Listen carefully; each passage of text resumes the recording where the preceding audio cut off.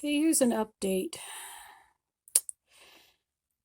So I haven't been here for quite a few days. I've left her to the care of her owner.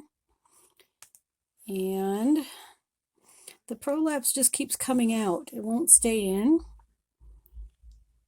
So now it's completely hard all the way around. She was soaked, I think yesterday.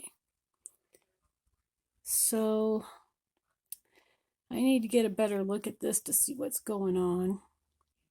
If there's anything that can be done. This probably needs to get, I don't know. Anyway, this is the update on it. Hi everybody. I'm back home now, and I did look over the hen a bit more after that video, and it looks like to me that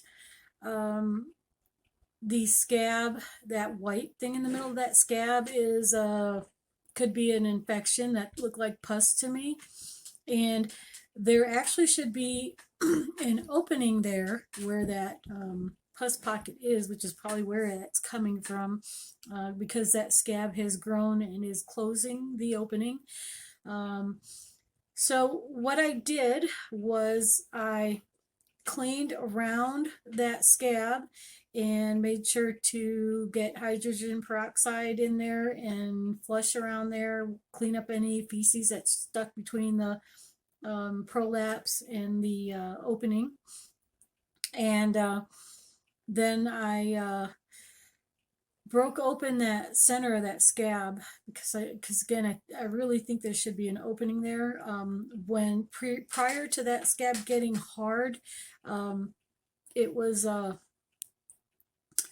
was able to put my finger in there. You remember, I don't know if there was a flap of skin or something, or tissue, that I wasn't sure what it was. I did cut a portion of that off because it was black. But what I did was I was able to push that in, and my finger would go in. So I'm sure that's the opening to the vent that needed to be inverted. So anyway, I reopened that a little bit to make sure it stays open, and then flushed the inside with hydrogen peroxide, so we can hopefully get some clean out any kind of bacteria that's building up in there, or help keep it reduced down. So the hen itself, she's doing fine. She's eating, drinking, and pooping just fine. She's acting normal.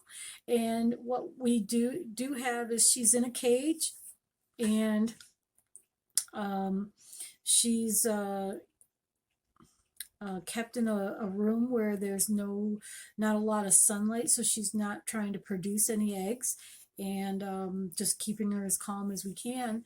She's able to, in the cage, move around. She can, stand up and walk from one side to the other. So, she's comfortable. And hopefully that scab will dry off, because I'm not going to put that back in. I don't know if I said that already, but we're not going to put that scab, push it back in.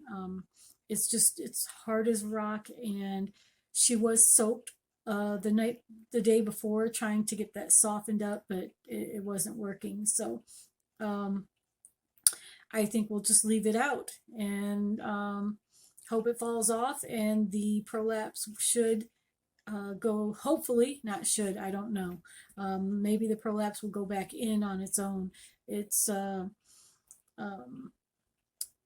already the majority of it, minus the scab area that's keeping it from closing, from the vent from closing, is it's kind of all the swelling's all down, and looks like it could retract in on its own, as long as if that scab wasn't there. And I'm not gonna pull it off because I don't want any major bleeding or anything like that.